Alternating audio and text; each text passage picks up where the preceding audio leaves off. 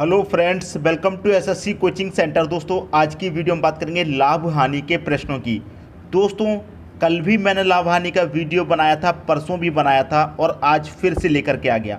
तो इसका मतलब ये है कि लाभ हानि आपका जो चैप्टर है वो कंप्लीट होने वाला है, क्योंकि तीसरा वीडियो है आज। और कल का जो वीडियो था वो काफ़ी लंबा वीडियो था, बड़ा वीडियो था, जिसमें काफ़ी प्रश्न कराए थे। तो आपको अगर लाभ हानि में कोई भी प्रॉब्लम है तो चैनल की प्लेलिस्ट में जा कर के आप लाभ हानि के सभी वीडियो देख लीजिए और रेगुलर वीडियो देखते रहिए। आप एग्ज़ाम की तैयारी कर रहे हैं तो आपका एग्ज़ाम ज़रूर क्लियर होगा, लेकिन प्रैक्टिस करना बंद मत करना और वीडियो देखना कभी बंद मत करना। तो चलिए स्टार्ट करते हैं। दोस्तों, पहला प्रश्न है, एक व्यक्ति ने कुछ पेंसिल 1 रुपये में 5 के भाव से खरीदी और 1 रुपये में 2 के भाव से बेच दिया, उसका लाभ प्रतिशत ज्ञात कीजिए। ठीक है, क्या करना है? लाभ प्रतिशत ज्ञात करना है। देखिए, ऐसा प्रश्न कभी भी हो कि 1 रुपये में इतनी खरीदी और 1 रुपये में इतनी बेच दी, तो उसमें करेंगे क्या? यहाँ पर देखिए, मैं बना लेता हूँ रुपये और क्वांटिटी। क्वांटिटी मतलब वस्तु, ठीक है, फिर रुपये, फिर क्वांटिटी। क्लियर? रुपये के नीचे रुपये लिखना है, क्वांटिटी के नीचे क्वांटिटी। ठीक है दोस्तों, अब 1 रुपये की बात है तो रुपये के नीचे रुपये लिख लेंगे। 1 रुपये में कितनी वस्तु खरीदी उसने? 5। ठीक है, 5 के भाव से खरीदी। फिर उसने क्या किया है? 1 रुपये में तो रुपये के नीचे रुपये, 3 के भाव से बेच दी, मतलब 3 वस्तु के भाव से बेच दी। क्लियर? अब करना क्या होता है कि अंदर वाली संख्याओं का मल्टीप्लाई, तो 5 एकम कितना हो जाएगा? 5। ठीक है, 5 एकम 5। यहाँ तक किसी को कोई डाउट नहीं होगा। फिर क्या करना है? बाहर वाली संख्याओं का मल्टीप्लाई, तो 1 का 3 से मल्टीप्लाई कितना हो जाएगा? 3। क्लियर? दोनों का कर देंगे अंतर और बटे में क्या रहेगा? बाहर वाली संख्याओं का मल्टीप्लाई, मतलब 1 का मल्टीप्लाई 3 से 3। नहीं समझ में आया? एक बार फिर से समझिए। सबसे पहले कीजिए अंदर वाली संख्याओं का मल्टीप्लाई, लिख दिया। अब बाहर वाली संख्याओं का मल्टीप्लाई करना है, उसे लिखना है और बाहर वाली संख्या का मल्टीप्लाई ही बटे में लिखना है। क्लियर? और गुने क्या कर देना है आपको? 100। अब 5 में से 3 जाएगा, कितना बचेगा? 2, बटे में 3 गुने 100। 2 का मल्टीप्लाई 100 से होगा, कितना हो जाएगा? 200 बटे में कितना? 3। 3 से कटाओ, 3 छिक्के 18 कटेगा। 20 में से 18 कट गया, कितना बचा? 2। 2 में फिर से 0 लगा, 20 हो गया। फिर से 3 छिक्के 18। अब 20 में से 18 तक कट गया, 2 भाग जाएगा नहीं, दशमलव, कितना हो जाएगा? 20। फिर से 3 छिक्के 18 कटेगा, फिर से 3 छिक्के 18 कटेगा, फिर से 3 छिक्के 18, 3 छिक्के 18, यही चलता जाएगा।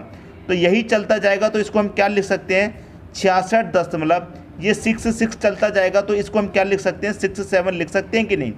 बिल्कुल लिख सकते हैं। तो यही क्या हो जाएगा आपके प्रश्न का सही आंसर? 66.67। 66.67 सी ऑप्शन में दे रखा है, यही हो जाएगा आपकी क्वेश्चन का दोस्तों सही आंसर। उम्मीद करता हूँ प्रश्न आप सभी को बहुत अच्छे तरीके से समझ में आ गया। अगर नहीं समझ में आया कोई बात नहीं, परेशानी वाली कोई बात नहीं है। एक प्रश्न भी आपने देखा है नहीं समझ में आया, कोई बात नहीं, अगला क्वेश्चन देखिए और अच्छे तरीके से समझ में आएगा। और वीडियो को दोस्तों आप अंत तक देखिएगा। अंत तक देखने का मतलब है कि आपको वो चीज़ें भी सीखने को मिलेंगी जो आपको पहले नहीं आती थी। कुछ ना कुछ नया सीखने को जरूर मिलेगा, पूरा वीडियो देखेंगे तो। ठीक है दोस्तों, अब देखते हैं अगला क्वेश्चन। अगला क्वेश्चन है, एक व्यक्ति ने कुछ पेंसिल 5 रुपये में 6 के भाव से खरीदी और 6 रुपये में 5 के भाव से बेच दिया, उसका लाभ प्रतिशत ज्ञात कीजिए। देखिए दोस्तों, वही करना है, रुपये के नीचे रुपये, वस्तु के नीचे वस्तु, क्वांटिटी के नीचे मतलब क्वांटिटी, फिर रुपये के नीचे रुपये, फिर क्वांटिटी के नीचे क्वांटिटी। ठीक है, 5 रुपये की बात है, 5 रुपये में कितनी वस्तु दोस्तों? 6। ठीक है, फिर 6 रुपये में कितनी? 5। ठीक है, अब देखिए मैंने क्या बताया, अंदर वाली संख्याओं का मल्टीप्लाई कीजिए, कितना हो गया? 36। फिर क्या करेंगे? बाहर वाली संख्याओं का मल्टीप्लाई, तो 5 का 5 से मल्टीप्लाई कितना हो गया? 25। और बटे में भी क्या रखेंगे? बाहर वाली संख्याओं का मल्टीप्लाई, मतलब 25। यही तो मैंने बताया। यहाँ क्या कर देंगे? अंतर। गुने क्या कर देंगे? 100। आ गया दोस्तों। अब 36 में से आप घटा दीजिए 25 को, 36 में से घटा देंगे 25 को, कितना बचेगा? 11। बटे में कितना? 25 गुने कितना? 100। ठीक है, अब देखिए मैं 25 से 100 को घटा दूंगा 4 बार में। 11 का मल्टीप्लाई 4 से, तो 11 चौके कितना हो जाएगा? 44। तो कितने प्रतिशत का लाभ होगा? 44% का लाभ हो जाएगा। पहला ऑप्शन आपके क्वेश्चन का दोस्तों सही आंसर हो जाएगा। अगर पिछले क्वेश्चन में कोई डाउट था तो इस क्वेश्चन में अच्छे तरीके से समझ में आ गया होगा। पहले अंदर वाली संख्या का मल्टीप्लाई करके लिख लीजिए, फिर क्या करना है, दोनों बार बाहर की संख्याओं का मल्टीप्लाई। ठीक है, अंदर की संख्या मल्टीप्लाई करके लिख दिया, माइनस बाहर वाली संख्या का मल्टीप्लाई, फिर बटे में भी बाहर वाली संख्या का मल्टीप्लाई रहेगा। बात आगे दोस्तों सभी की समझ में। अब देखेंगे अगला क्वेश्चन। अगला क्वेश्चन है आपका, 100 पेंसिल को बेचने पर एक दुकानदार को 20 पेंसिल के विक्रय मूल्य के बराबर लाभ होता है, तो प्रतिशत लाभ ज्ञात करें। देखिए दोस्तों, आप रेगुलर हमारे साथ बने हुए हैं तो एक चीज़ तो आपको क्लियर है कि एक जैसे प्रश्न मैं आपको नहीं करा रहा, अलग अलग प्रश्न करा रहा हूँ ताकि चैप्टर आपका जल्दी से कंप्लीट हो जाए। ठीक है, सारी चीज़ें आपको जल्द से जल्द मालूम हो जाएं। ठीक है दोस्तों, अब देखिए इस प्रश्न की मैं बात करूँ तो उसने कहा है कि 100 पेंसिल बेचने पर, 100 पेंसिल अगर आप बेचेंगे तो एक दुकानदार को क्या होगा, 20 पेंसिल के विक्रय मूल्य के बराबर लाभ होगा। तो लाभ प्रतिशत में पूछ रहा है क्या होगा। कभी भी ऐसा प्रश्न पूछा जाए, कभी भी ऐसा प्रश्न पूछा जाए कि विक्रय मूल्य के बराबर लाभ, क्लियर, विक्रय मूल्य के बराबर लाभ, कभी भी ऐसा प्रश्न पूछा जाए। ठीक है दोस्तों, अच्छा प्रश्न है। अच्छा, तो इसमें आप क्या करेंगे, 100 पेंसिल बेचने पर, तो विक्रय मूल्य क्या है दोस्तों आपका 100 है। ठीक है, लाभ कितने का है, आप कहेंगे लाभ 20 का है। आपको क्या निकालना है, क्रय मूल्य। ठीक है, आपको क्या निकालना है, क्रय मूल्य। इतनी बात समझ में आई। अब देखिए, विक्रय मूल्य में से आप लाभ को हटा दीजिए तो क्रय मूल्य ही तो बचेगा। तो विक्रय मूल्य आपका दोस्तों कितना है, 100। 100 में से आप क्या करेंगे, लाभ को घटा दीजिए। तो आपने विक्रय मूल्य में से लाभ को घटा दिया तो इसका मतलब क्या हो गया, 80। वस्तु का जो क्रय मूल्य है वो कितना है, 80।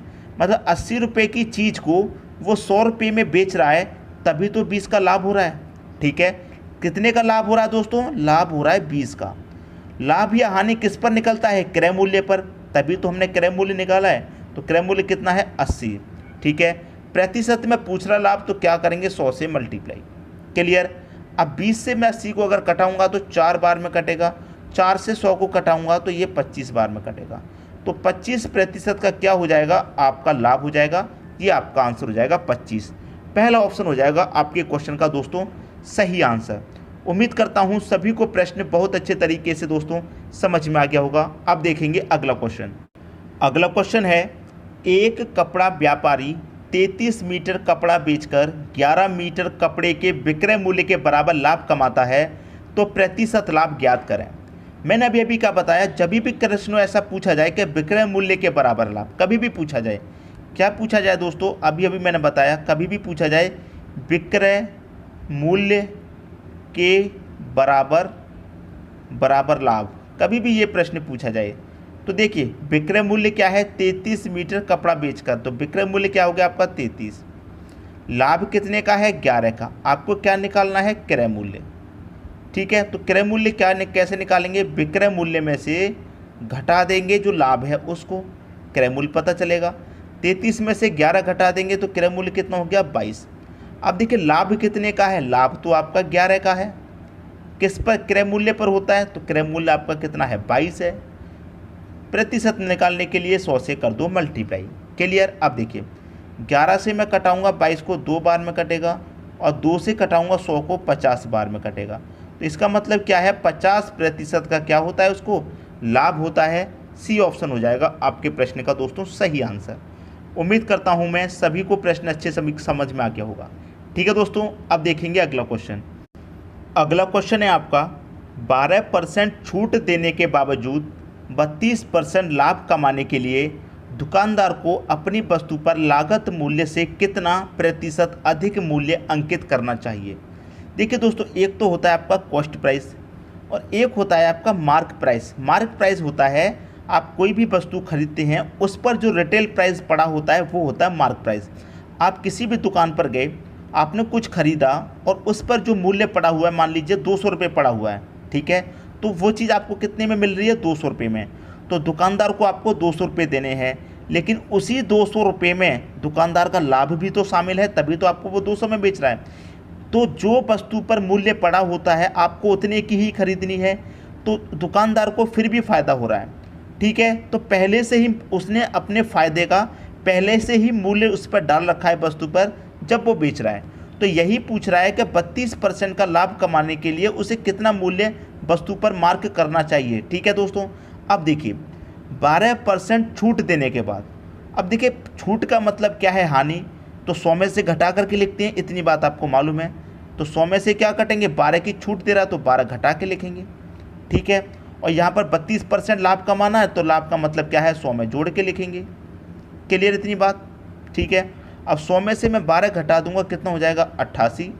100 में 32 जोड़ दूंगा, कितना हो जाएगा 132। अब देखिए 88 रुपये की चीज़ को हमें कितने में बेचना है, 132 में। 88 की चीज़ को कितने में बेचना है, 132 में। तो 88 की चीज़ को 132 में बेचेंगे, कितने का प्रॉफिट हो रहा है, 88 से 132 पे जाएंगे, कितने का प्रॉफिट, 44 का प्रॉफिट हो रहा है कि नहीं हो रहा। 44 का प्रॉफिट कितने पर निकलता है, कॉस्ट प्राइस पर। तो कॉस्ट प्राइस आपका कितना है, 88 है। प्रतिशत में निकालने के लिए क्या करेंगे, 100 से मल्टीप्लाई। ठीक है, अब देखिए 44 से मैं 88 को कटाऊंगा, 2 बार में कटेगा। 2 से 100 को कटाऊंगा, 50 बार में कटेगा। 50%, ये आ गया आपका आंसर, बी ऑप्शन। तो 32% लाभ कमाने के लिए दुकानदार को अपनी वस्तु पर लागत मूल्य से कितना प्रतिशत अधिक मूल्य अंकित करना चाहिए, 50% मूल्य अधिक अंकित करना चाहिए। ठीक है, 50% अधिक अंकित करेगा तब उसे क्या होगा, 32% का लाभ होगा।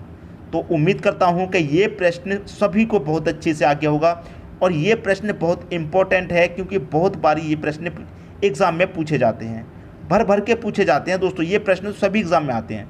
ठीक है, तो ज़रूरी प्रश्न है, अच्छे से समझा है, इस पर थोड़ी सी प्रैक्टिस भी कीजिएगा ताकि और अच्छे से क्लियर हो जाए। अब देखेंगे अगला क्वेश्चन। अगला क्वेश्चन है 10% छूट के बावजूद 17% लाभ कमाने के लिए दुकानदार को अपनी वस्तु पर लागत मूल्य से कितना प्रतिशत अधिक मूल्य अंकित करना चाहिए। तो प्रश्न बिल्कुल अभी जो किया है उसी की तरह है, एक तो कॉस्ट प्राइस हो गया, एक मार्क प्राइस हो गया। ठीक है, अब देखिए जो भी कॉस्ट प्राइस है यहाँ पर कह रहा है कि 10% की छूट। तो देखिए 10% की छूट का मतलब क्या है, 100 में से माइनस करके लिखेंगे 10। ठीक है, और यहाँ पर 17% लाभ की बात कर रहा है तो 100 में जोड़ के लिखेंगे 17। इतनी बात तो क्लियर है। तो मैं 100 में से 10 को घटा दूंगा तो क्रय मूल्य कितना, 90, और 100 में 17 को जोड़ दूंगा तो कितना हो जाएगा, 117। अब देखिए 90 रुपये की चीज़ को वो कितने में बेचेगा, 117 में। 90 रुपये की चीज़ को बेचेगा 117 में, तो कितने का प्रॉफिट, आप कहेंगे सर 27 का प्रॉफिट। प्रॉफिट या लॉस किस पर, कॉस्ट प्राइस पर। कॉस्ट प्राइस कितना है, 90। ठीक है, प्रतिशत में निकालने के लिए क्या करेंगे, 100 से मल्टीप्लाई। अब देखिए मैं यहाँ 0 से ये 0 कटा दूंगा, 9 से कटाऊंगा, 27 को 3 बार में कटेगा, और 3 का मल्टीप्लाई होगा 10 से तो कितना हो जाएगा, 30। तो 30%, ये आपका आंसर हो गया। तो कितना प्रतिशत अधिक मूल्य अंकित करना चाहिए, 30% अधिक मूल्य अंकित करना चाहिए। सी ऑप्शन आपके प्रश्न का दोस्तों बिल्कुल सही आंसर है। उम्मीद करता हूं मैं सभी को ये क्वेश्चन अच्छे तरीके से आ गया होगा। ठीक है दोस्तों, अब देखेंगे अगला क्वेश्चन। अगला क्वेश्चन है दोस्तों, ये प्रश्न आपका लाभ हानि का नहीं है, लेकिन इम्पोर्टेंट प्रश्न होने से हिसाब से मैंने इसको इस वीडियो में जोड़ दिया है। क्योंकि प्रश्न इम्पोर्टेंट है इसलिए मैंने आपके लिए ये प्रश्न इसी वीडियो में रख दिया है। ठीक है दोस्तों, तो देखिए अच्छा प्रश्न है, एसएससी सीपीओ में भी पूछा गया है। 12 वर्ष का अमन अपने भाई से 3 गुना बड़ा है। अमन की आयु उस समय कितनी होगी जब वह विनय से 2 गुना हो जाएगा। अपने भाई विनय से 2 गुना हो जाएगा। क्लियर हुई दोस्तों बात? अच्छा क्वेश्चन हुआ कि नहीं हुआ? एसएससी सीपीओ में भी पूछा गया था 2016 में। तो इस अच्छा क्वेश्चन होने की वजह से मैंने इसी वीडियो में ये क्वेश्चन जोड़ दिया है। अब देखिए 12 वर्ष का अमन की मैं बात करूं कितने वर्ष का है, 12 का। ठीक है, अमन अपने भाई से 3 गुना बड़ा है, तो अमन का जो ब्रदर होगा वो कितने वर्ष का होगा, क्योंकि 3 गुना जब ये बड़ा है तो इसका ब्रदर कितने का होगा, 4 का होगा। क्लियर? क्योंकि 12 वर्ष का जो अमन है वो अपने भाई से 3 गुना बड़ा है, तो अमन अपने भाई से 3 गुना बड़ा है, तो इसका जो भाई है वो 4 वर्ष का होगा, तो 3 गुना बड़ा मतलब 12 का होगा।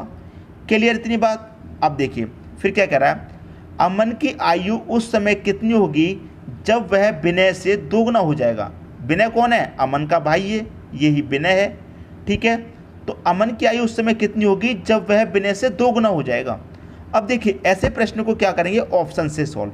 ठीक है, अब देखिए मान लीजिए अमन की आयु कितनी हो गई 14, अमन की आयु 14 हो गई, तो 12 से 14 होने के लिए कितना वर्ष बढ़ा, 2 वर्ष, तो ये भी 2 वर्ष बढ़ेगा, तो इसकी कितनी हो जाएगी 6। तो क्या ये 6 का 2 गुना है, बिल्कुल नहीं है, गलत हो गया। मान लीजिए कि अमन की आयु 16 वर्ष हो जाएगी, कितनी हो जाएगी 16 वर्ष, तो 12 से 16 होने में कितना समय लगा, 4 साल का, मतलब 4 साल बढ़ा। तो जब अमन 4 साल बढ़ा तो विनय भी 4 साल बढ़ेगा, तो 4 साल बढ़ के ये कितना हो जाएगा, 8 का हो जाएगा। क्या ये 8 का 2 गुना है, आप कहेंगे सर बिल्कुल 2 गुना है। तो यही तो पूछा है कि अमन की आयु उस समय कितनी होगी जब वह विनय से 2 गुना हो जाएगा। तो अमन की आयु दोस्तों 16 होगी। अमन की आयु जब 16 हो जाएगी तो ये अपने भाई विनय से कितने वर्ष का हो जाएगा, 2 गुने वर्ष का हो जाएगा।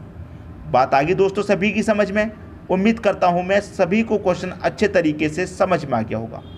क्लियर दोस्तों, समझ में आ गई बात, क्योंकि ये 4 साल बढ़ के 16 का हो जाएगा, तो ये भी तो 4 साल बढ़ेगा, तो ये भी 4 साल बढ़ेगा, तो 8 का हो जाएगा, और 8 का 2 गुना होता है 16।